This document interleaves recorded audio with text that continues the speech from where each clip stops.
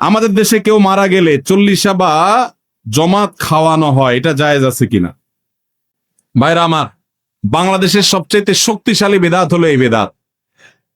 এর চেয়ে বড় শক্তিশালী বেদাত এদেশে আর নাই। এই ঠিক ঠিক বলা মানুষ বহু লোক আছে জমাত খায় বেড়ান, আমরা টেরও পাই নাই। এই যে মানুষ মারা যাওয়ার পরে যে খাওয়ার অনুষ্ঠান মৃত ব্যক্তির ওয়ারিসদের উপরে চাপানো হয়, এটা ওই শ্রাদ্ধ থেকে এসেছে। এটা ইসলামে নাই। ইসলামে আছে উল্টাটা। উল্টা কি? একটা মানুষ মারা গেছেন, নবী সাল্লাল্লাহু আলাইহি সাল্লাম বলেছেন অমুক মারা গেছেন, তার পরিবারের লোকদের জন্য তোমরা খাবারের ব্যবস্থা করো। কেন? কারণ তাদের রান্না করার মতো মানসিক অবস্থা নাই। আমরাও সেটা করি, অবশ্য আপনারাও করেন।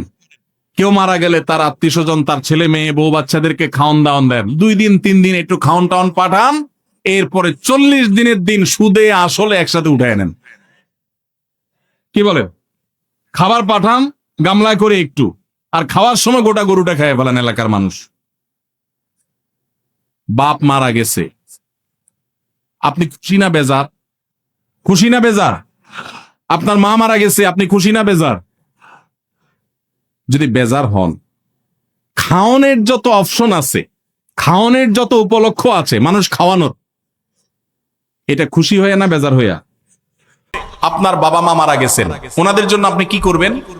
দোয়া করবেন, ইস্তেগফার করবেন, চোখের পানি ফেলবেন, দান সাদাকা করবেন। মাদ্রাসায় এতিম গরিব ছাত্ররা আছে, একবেলা খাবার টাকা দিয়ে দেন।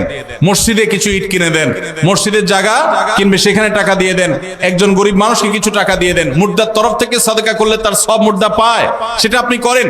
কিন্তু এই যে অন্য ধর্মের মানুষদের মতো করে খাবারের অনুষ্ঠান যেটা করছেন, এটা সুন্নাহর খেলাফ। সুন্নাহ হলো মৃত ব্যক্তির পরিবারকে খাওয়ানো, তাদের কাছ থেকে খাওয়াটা সুন্নাত নয়। আল্লাহ আমাদেরকে বুঝার তৌফিক দান করুন।